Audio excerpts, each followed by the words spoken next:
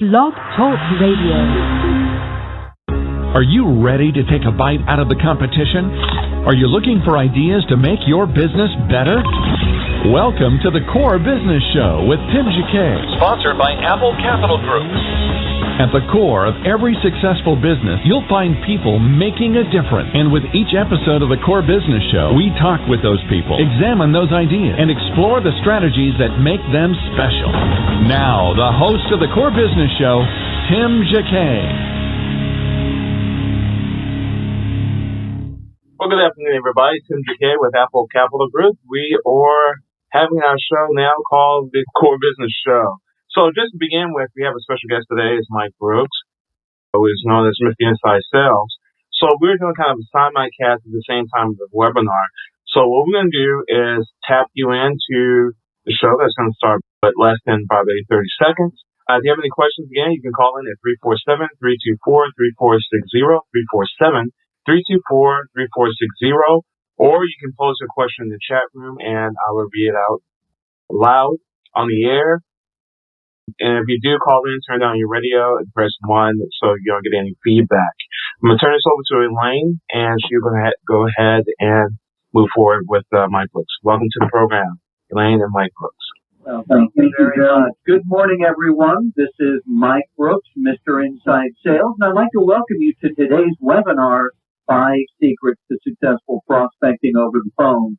We've got a lot of great information for you today, and I'd like to make sure that you take as many notes as you can. Please have a pen, something to write with handy, because I'm going to be giving you word-for-word techniques that are proven and effective and will make your prospecting over the phone much more successful. So let's go ahead and dive into what you're going to learn today. We're going to be covering prospecting or cold calling best practices. And first of all, we're going to talk about how to get through to the decision maker.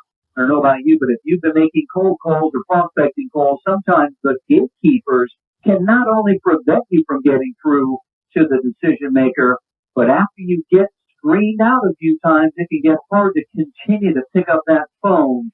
And I'm going to give you a proven technique so that you can bypass the gatekeeper and do it in a very professional way.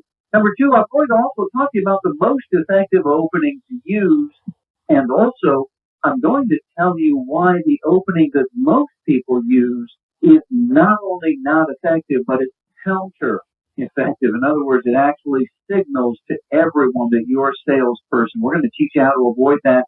We're also going to teach you a technique where that can help you build instant rapport. Hey, so many people who are prospecting over the phone just start right on into a 1 to 2 paragraph description that immediately turns your prospects off. And we're going to teach you instead how to introduce yourself and build that crucial rapport within the first 10 seconds of your phone call. I'm also going to give you a couple of techniques that will help you overcome the initial resistance that you're probably getting now. Things like, hey, just send me some information, or hey, we're not interested. Once again, this is initial resistance. And once you learn how to become prepared for it, you'll be much more successful. And then we're going to talk about commitment. What is the commitment that you and your prospect have made at the end of that first phone call? It's crucially important. So again, we're going to cover a lot of information today. I am going to also take questions. So as Tiffany indicated there, you're going to want to either tweet them or type them into the box there, and we will answer those questions for you at the end. So let's go ahead and dive in here. Let's talk about generating qualified leads and appointments. Hey, this is where the sales starts. And there are many ways to do this. Obviously, there are marketing activities that you or your company do to generate prospects. And if you're working at a company now or have been in sales a while, I'm sure that there's a lot more marketing that you wish your company was doing. In other words, most sales reps I work with don't have enough qualified leads to work. So even though marketing activities is one way, it generally doesn't produce enough. Then, of course, another way of getting qualified prospects to speak with our referrals. And hey, don't you wish you had more of those? I sure do. Referrals are a great lead source, but once again, there don't seem to be enough to keep us busy throughout the day. And then there's networking, Web 2.0, marketing, sales 2.0, LinkedIn, all the other social networking sites. Once again, these are great places to make connections, but I doubt they're keeping you busy enough 8 hours a day to make your sales quota. And then there's the last one, which is cold calling, prospecting, reaching out to people. Hey, here's the good news. Cold calling is the only lead generation activity directly under your control. It remains the most powerful technique you have, the most powerful activity that you can engage in to build and stuff your pipeline filled with qualified leads. Well, let's look at some of the prospecting best practices and teach you how to do it better. Once again, how to get through to the decision maker using the most effective opening, building instant rapport, overcoming initial resistance, and getting the commitment. This is what we're going to teach you today. So let's dive into this program. Get your pens and papers out. Let's talk about how to get through to the decision maker. This is obviously how to deal with the gatekeeper. Here's how you need to open each and every call. Hi, could you please connect me to John, please? Now look at that sentence very carefully. It uses the word please twice. This is crucially important. You absolutely must be courteous and respectful to the gatekeeper and ask to connect with the gatekeeper. When they say, can I tell them who's calling? Here's your technique. You say, yes, please. Please tell them Mike Brooks, Mr. Inside Sales, is holding, please. Now, this is the complete technique. And some of you may be thinking, well, that doesn't sound very special. Well, I've got news for you. 80 to 90% of inside sales reps are not using this technique. Instead, they're trying to trick the gatekeeper. They're trying to say things like, oh, yeah, just tell them it's Mike, as if that decision maker might know who you are. No, listen, it's crucially important for you to do these three things. Number one, use please 3 times. Number 2, give your complete name, even if it doesn't mean anything to the decision maker. Number 3, make sure and tell them your company name. And then end with an instructional statement, is holding, please. This is a complete solution, and I guarantee you, and there are very few guarantees in life, but I'll guarantee you, if you begin using this technique at the end of this phone call and use it for the rest of today and this week, it will change your experience of cold calling and even getting back to prospects. You see, gatekeepers, their job is to pass information on to the decision maker. And when you give them all this information, what you're going to hear at the end of this 80% of the time is, hold please, rather than more screening. Once again, this is how you get past the gatekeeper. Write it down verbatim. Use it. You will be a believer too. It's powerful. Now, let's talk about how not to open your phone calls. Nothing identifies you more as a salesperson than when you call someone and say, how are you today? This is the most worn out phrase used in all cold calling. In fact, ask yourself, how do you feel in the evening? Somebody calls you at home you don't know, and they say, oh, hey, Barbara, this is Mike so-and-so, how are you? I don't know about you, but I'm thinking to myself, I'll be great as soon as I get you off the phone. You absolutely have to change your opening so you don't right away make your prospect want to hang up on you. Here are some options. Instead, use one of these 3 openings instead. Hey, this is Mike Brooks calling with the agency company. How's your Thursday going so far? This is my favorite opening. Now, some of you may be thinking, well, it doesn't sound much different than how are you? It's 100% different. Number 1, nobody else is using this. Number 2, it immediately grounds the person into today. In fact, it works especially well on Fridays and Monday. How's your Monday going? Oh, well, not bad for a Monday, I guess. How's your Friday going? Well, thank God it's Friday. You see, when you ground somebody into today, how's your Wednesday going? How's your Tuesday? How's your Thursday going? People immediately snap out of that thought they're in, and they're now paying attention to you once again. Don't take my word for this. Use this yourself. You'll be amazed at how turning and changing certain techniques will immediately change and improve your effectiveness selling over the phone. Number 2, hey, is it raining out there too? Dialing in on the weather, wherever your prospect is. If they're in the same area, ask them if the weather's the same. If it's snowing in the East Coast, hey, it's still snowing out there. You bet it is. By God, it took you 2 hours to get to work. You're immediately into a conversation with someone. You're now building relevant rapport simply because you've changed that old stale, how are you, into something relevant. Number 3, one of my favorites is, hey, can you hear me okay? This is great for somebody who is kind of aggressive on the phone or in a hurry. Hey, John, this is Mike Brooks calling. By the way, can you hear me okay? Yeah. It immediately gets them to say something positive. Yes. And then they're listening more carefully to what you're saying. You don't want to use it all the time, but in certain situations, it's the best possible thing you can do. Once again, these are techniques that are going to change your effectiveness in dialing the phone, making cold calls. They're going to make you more effective and make you more confident. Let's talk about how to build instant rapport. One of the things that I always like to say to somebody, if I get through to the decision maker, I say, hey, John, we haven't spoken yet, but the reason for my call, this is crucially important to develop that rapport. Hey, your prospect knows this is a cold call. You know this is a cold call. You need to acknowledge that. It lets your prospect know that you're not going to step all over them. You're not going to do what most sales reps do, which is to launch into, hey, I'm calling the agency company. We're the third largest company. What we do is we provide and what I want to do. Oh, that's terrible. Nothing makes a prospect's eyes roll up more than a monologue delivered by somebody who's prospecting over the phone. Starts out with, how are you today? And then goes into a monologue. You want to acknowledge that you've not spoken with them yet and then ask a quick question. Or I say, hey, you know what, John?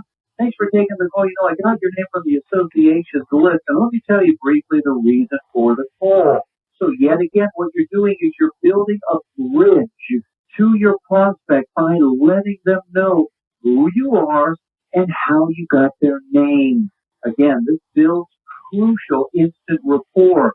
Another one is, and briefly, I just wanted to see if what we provide might be able to help you do, and then fill in a benefit statement briefly, and then ask a quick question.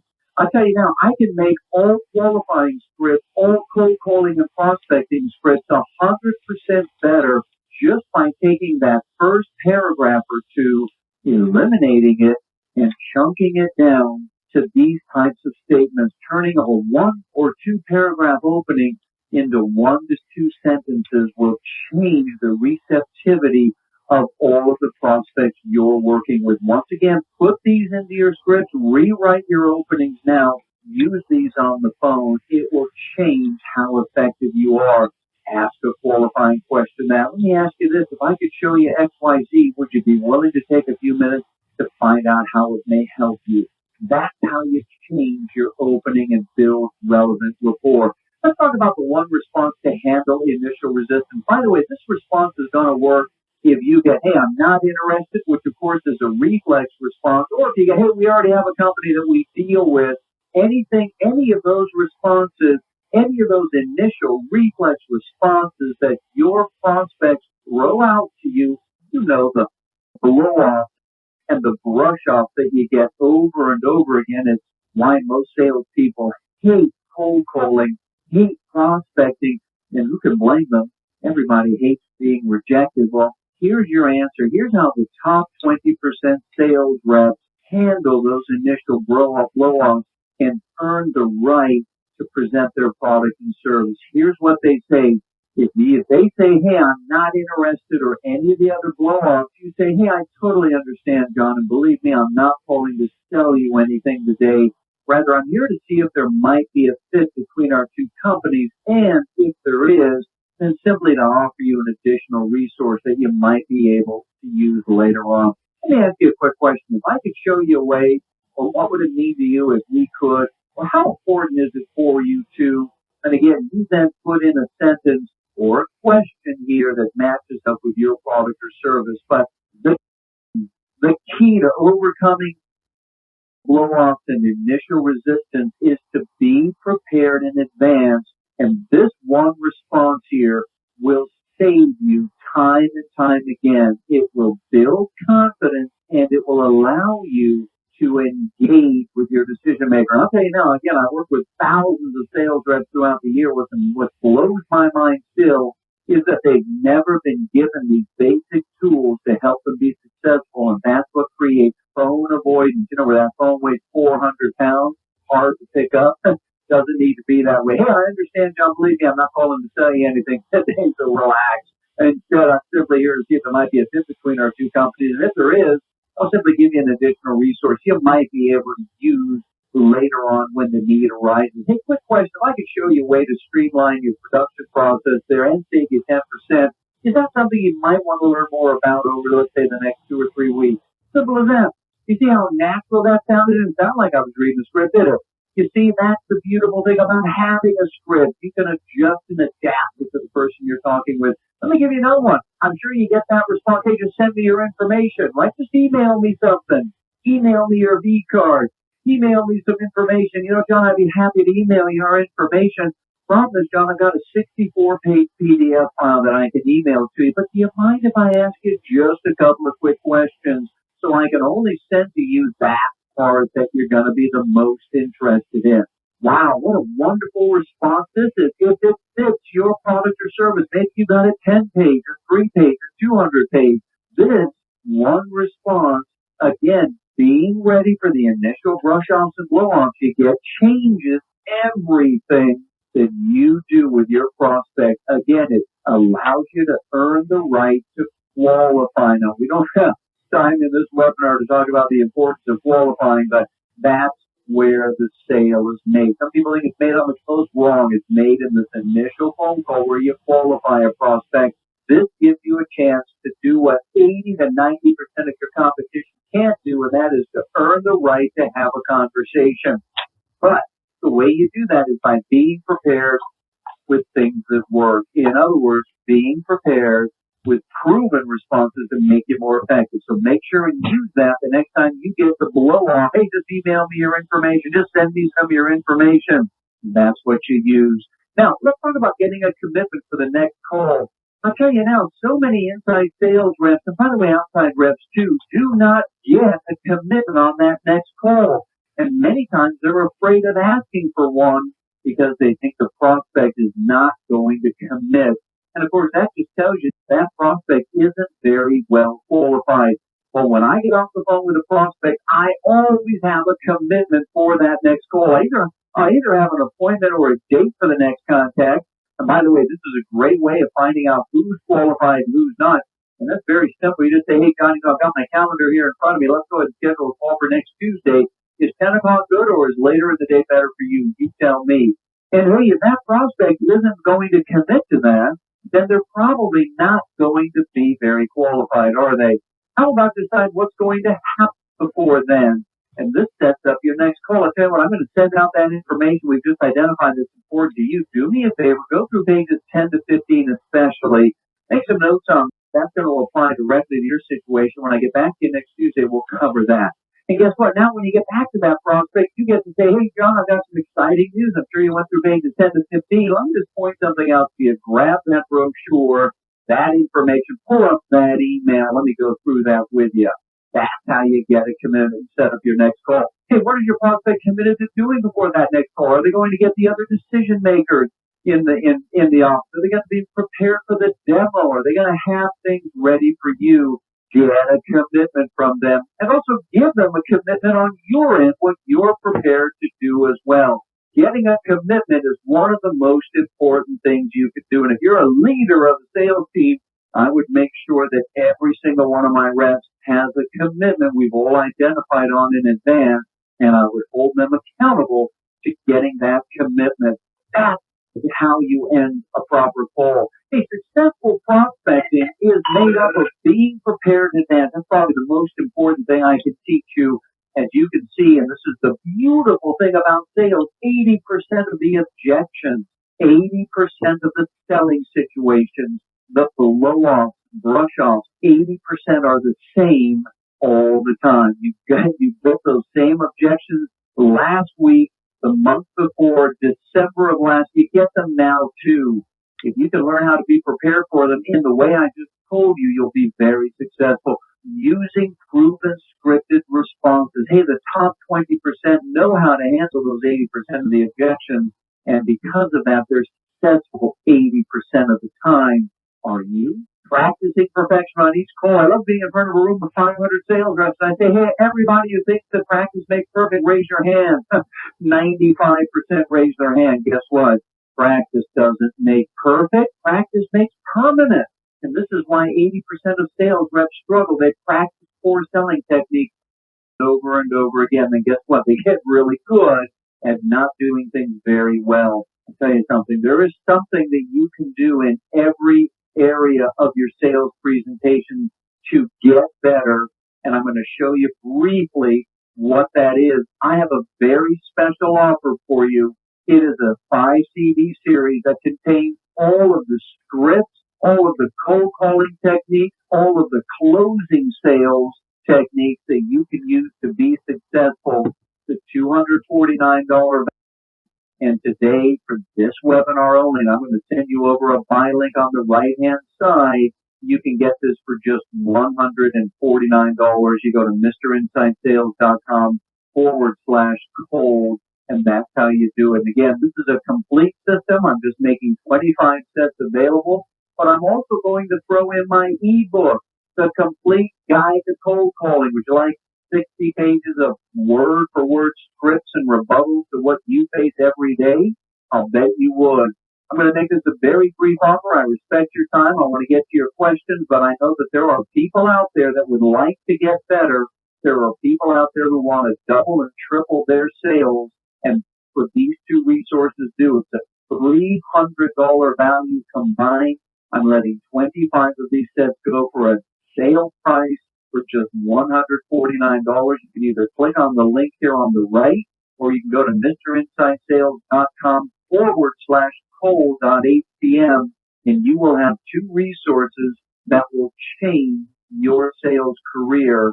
And if I go on to them by saying, this is how I doubled and tripled my sales in a 9-month time period.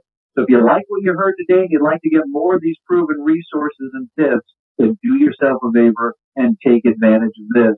Now, I want to get into some questions, but I also know, I think we've got some other information here, and we're going to go ahead and I'm going to turn this back over to Tiffany. Everyone, so thanks for joining us today. And if you enjoyed today's webinar, please keep in touch with us at data.com on Twitter and on LinkedIn, where we announce our future webinars and events. So now we're going to proceed to our Q&A session, and it looks like we do have a lot of questions for Mike. All right. Are you ready for the question, Mike? You know, question and answer is one of my favorite parts of the webinar. I love giving some specific suggestions. So go ahead. All right. So our first question is from John. He says, how do you get the person's name that makes the decision? Most gatekeepers will not give you the person's name. That's great. And that's a wonderful question, John. What you do is you script out an opening that goes like this. Oh, hey, Barbara, I need a little bit of help. Perhaps you can help me. Everybody loves to be helpful. You have to be prepared in advance, which is what being a top closer is. So you get on the phone, she says, hi, the ABC Corporation, I can help you. And you say, gee, you know what, you certainly can. This is Mike Brooks calling with Mr. Inside Sales. Who am I speaking with? This is Barbara. Barbara, I'm glad I got you. I need a little bit of help. I'm looking for the person who is in charge of your XYZ. Who would that be, please? So the technique is two things. Number one, you say, hey, I need a little bit of help. You acknowledge that you were happy you spoke to that person. And then you use an instructional statement at the end. Who would that be, please? Now, if she comes back and says, I don't know, you said, no problem at all. Could you please put me through to your HR department, please? Or if you know it's purchasing, say, hey, could you please put me through to purchasing, please? So you use those same techniques, John. You use the please, please. You use an instructional statement. You show respect to the gatekeeper. You're going to be successful. Our second question is from Marcel. What if you talk to most of your clients through email? At the end of the email, I always have a call to action. I got some email techniques. In fact, it's in that 5-CD series. I say that there are 6 rules for email, and a couple of them is, number one, you have to put in a call to action. So in other words, this is the information I have. It'd be best if you and I communicate or talk about this. What's a good time to do that? Or you put that commitment process at the end of it. Tell you what I'm committed to doing. I'll make sure we get XYZ spelled out. And can you do XYZ back? So you move the sale along through the email. The other thing that I like to do in email is I never make my paragraphs longer than 3 sentences. You have to keep them very short, very specific. And then again, at the end of them, you have to get a commitment as to what the next step is to move forward in that selling process. Commitment is the key. Our next question is, sometimes I can't find a name for a decision maker or influencer before I call. How do I handle the gatekeeper when I don't have a specific name to ask for? Okay, I think we just answered that in the hand. Need a little bit of help. Who do I need to speak with? Who would that be? So I think that answers that question as well. If there's no answer, should I leave a message? If so, any suggestions on what to say?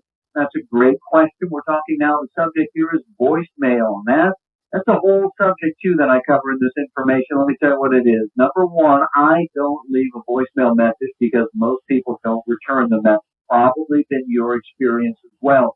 So I have a rule. Number one, I call someone 5 different times before I leave a voice message. In other words, I call them in the morning, I call them on a Monday, I call them at lunchtime, I call them in the afternoon on a Tuesday, I call them Friday late. In other words, I try to reach that person various times before I leave a voice message. That's number one. Number two, if I absolutely have to leave a voice message, then I follow what I like to call the 5 rules of voicemail. And again, all that's explained in this material and other stuff, but you're going to want to, what you want to do, you're going to want to script out what your message is going to say. You're going to want to make it specific to them. You're going to want to put a call to action in there. You're going to want to make sure and leave your telephone number slowly. Please call me back. My direct line, here's my telephone number, John. It's area code 818. And you leave space. Watch them write out those numbers. Leave your number slowly, or leave it twice, and then thank them in advance for returning your phone call. That's what you do with voicemails. Okay. So the next question is, what if they told me that they just renewed and to call back in 10 months for next year? Great. I would say, well, if they just renewed my product, I would, number one, thank them for the business. That's number one. Number two, I would look for any upsell opportunities. I'd ask them if they took the basic subscription package, what they're using it for. I would qualify for an upsell because don't forget, the easiest time to sell someone is when they've just purchased something, isn't it? It means they like you, they trust your product, they're interested in what it can do for them. So I would immediately have a script on hand that would begin qualifying for the upsell. Oh, terrific. You invested in that inside sales training program. Did you get, well, which one did you get? Oh, you bought the $5.99 30-day program. Terrific. What are you going to use that for? Well, John, did you know that you can also spend another $1,000 and get it unlimited for use for the entire time of your company and all your new reps you can do? So in other words, I would go into the upsell, and then I'd also find out what the buying motives were, find out why they renewed, and then of course I'd put them on a call back 1 month prior to when they tell me to call back, so and I can make sure they get that reorder. So those are the things. That's how I would handle that. Is there a psychology behind saying yes, behind saying please 3 times? Yeah, there's a giant psychology. And here's what it is. First of all, I think one of the very first things we learned as children was to be polite. In fact, if you wanted something, I can even see my mom looking down at me now saying, "What do you say?" And I'd say, "Please," right? And it was almost like an open sesame word. It was the magic word that got me what I wanted.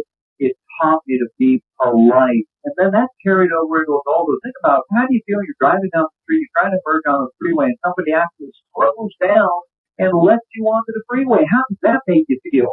Pretty darn good, huh? Hold the door open for you at the market. How do you feel? Oh, you feel pretty good. You want to be nice to somebody else. So it puts you into a very nice, giving mood. That's number one. But number two, this is perhaps the most important, it absolutely differentiates you from the other 90% of the people who are hounding and calling that same gatekeeper. They're trying to trick them. Yeah, they're telling us John.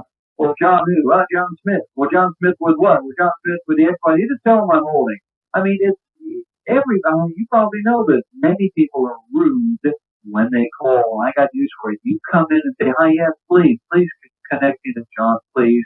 And this works with me without fail. I use this technique every single day in my own cold calling prospecting efforts and to call prospects back. When I'm polite, say please 3 times, 9 out of 10 times, the gatekeeper does not screen me anymore. Instead, she says something amazing. She says, "Hold, please." She uses please back to me, and I get through. And again, don't take my word for it. Try it today. You will be a believer, and it'll help you so much more than you'll know.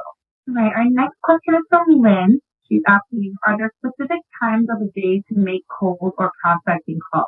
One of the things that I recommend is you figure that out for your own industry and for the part of the country that you're in. And I always recommend keeping a call log. And once again, I detail all this information here. You want to write down the different times of the day, 7 to 8, 8 to 9, 9 to 10. You want to make columns, a number of calls, contacts, results, deals, and contact sources of the decision makers. Then keep that log for the next month.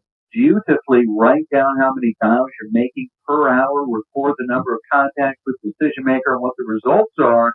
And if you do that little bit of work, you'll get so much more out of that. It'll create an urgency in your day. It'll teach you what your contact, your closing ratios are. It'll give you so much information. It'll also make you disciplined. But the beautiful thing is it will answer that question for you. You won't have to wonder anymore. You'll be able to look at your results over the next 30 days and say, hey, man, I contact 4 times as many people between 7 and 11 in the morning. They're all there. After that, I don't know. They're either at meetings or trade shows, God knows what. But these are my most effective hours. So I say it's different for every sales rep, every company. Find out what it is for you. Okay. Our next one is a follow-up question for the voicemail question. So the question is, how many attempts or how many times should I call before leaving a message? Because I know you said calling multiple times. Yeah, well, that's the answer to that question is I would call 5 times and I would not leave a message. I would try and reach them 5 different times before I would then leave my first message. And then I'll just anticipate your next question, which is probably going to be how many voice messages should I leave? I don't leave more than 2 for a new prospect. The next question is, does your product talk in detail about crafting cold call emails? Doing what now?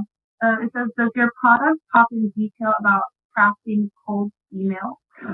No, it doesn't. It does talk. It does give some email examples in terms of following the voice message, but it is more concerned with actual techniques of speaking to people on the phone and spends a lot of time talking about qualifying prospects, how to ask the right questions, how to deal with brush-offs and blow-offs. So if you're on the phone having to reach out to people, if you have to make phone calls or if you have to call your prospect back and try and close them, then you need the kind of techniques you're going to find here. So yes, there is some information on email, but it's more geared towards prospecting, cold calling, and selling over the phone. And our next question is from Ben, who says that when I call, my goal is to schedule a presentation appointment, and I'm often asked to send an email about what we do first. How does he move forward to schedule the appointment after? Yeah, well, I would say a couple of things. And if a prospect says to me, well, send me an email first before I even talk to you, then that is going to be what I call a red flag. And if I have that person on the phone, I'm going to want to have some scripted questions and scripted rebuttals to handle the blow-off that I may be getting. Because I would think that many of those people are not really interested, and that's just a blow-off. Once again, I call that a red flag. So I would, number one, I'd be prepared with some scripted quick questions. I'd be happy to send you and describe all that. Let me ask you a quick question, though. Is it a priority for you to change or make a decision or evaluate a new product on this in this quarter? So in other words, I'd want to get some qualifying questions in there so I'm not just wasting my time sending emails. And again, tell you this, Tiffany, and everybody out there who are listening, and we still have hundreds of people on this call, please pay attention to this. So many salespeople these days have not been trained or taught how to deal with the brush-offs, so they become essentially an email information giver, and that's what they do. And of course, if a prospect isn't willing to talk to you and answer some initial questions and allow you to see if you're a fit with them, you're probably finding that they're not responding to the emails that you send. In other words, they're simply not qualified. You absolutely have to learn how to anticipate those initial objections, how to anticipate those initial put-offs, and earn the right to find out who's a real prospect and who isn't. And once again, I'm going to find all that information in this training material. There's other good training material out there. Just invest in yourself to learn how to deal with those types of objections. I think we have time for about one more question. I know there are a lot of questions that are still coming in, so if your questions aren't being answered, Mike will get a copy of the questions list, and he will definitely be able to answer that following the webinar. And then also, a lot of you are asking whether this webinar will be is recorded, and it is. We will be sending you a follow-up email with the recording and also the slide deck so that you have it available. So for our last question, Scott is asking, do you think it's effective to leave a voicemail and send an email on the same day? Yeah, I absolutely do. I don't see that there's not a reason to do that at all. What I like to do is actually send an email first and then follow up. I say, hey, I just sent you an email and then quick question. And by the way, in terms of voicemails, there are other voicemails that you're going to need to learn to leave. And I do cover very extensively. I give you word-for-word scripts here in this guide because there are other voice messages. For example, there's that cold calling voice message, but how about if you emailed somebody information or sent them information and now you're calling to follow up. Now you're calling to take the sale to that next level. Have you ever found that sometimes prospects avoid you and won't take your call? Or if you get back to them, they immediately put you off? Or how about those prospects who seem to drop off the face of the earth? In fact, you're amazed that you caught them at all because now you can't reach them ever. What do you do with those? Well, you have to craft out a very specific voicemail and, by the way, a very specific email to get their attention and to get them to get back in touch with you. Either way, whether they're interested or not, and all of that information is covered in this complete guide to cold calling. So definitely, if you're interested in learning more, improving your skill set, and I'll just end with this, any investment you'll make in yourself will pay for itself month after month, year after year for the life of your career. So that would be my answer there, Tiffany. Okay. Thank you, Mike, for presenting today, and thank you, everyone, for joining us, and we will see you at our next webinar. Thanks, Tiffany, and thanks so much for the information. Again, I will make this available on blog.applecapital.com. It's from our inside sales training that we normally do once a week. So we'll make that available to you. We'll try to post that out sometime later today before midnight. Again, thank you for joining the program today. Tim Jacquet, your host with the Core Business Show now, instead of financing your business. Thank you for joining the program. And if you have any questions, please reach out to us. Our number is 866-611-7457. Thank you for joining the program and have a great day. Thank you for listening to the Core Business Show with Tim Jacquet. For more information about equipment financing and asset-based loans, visit our website, applecapitalgroup.com.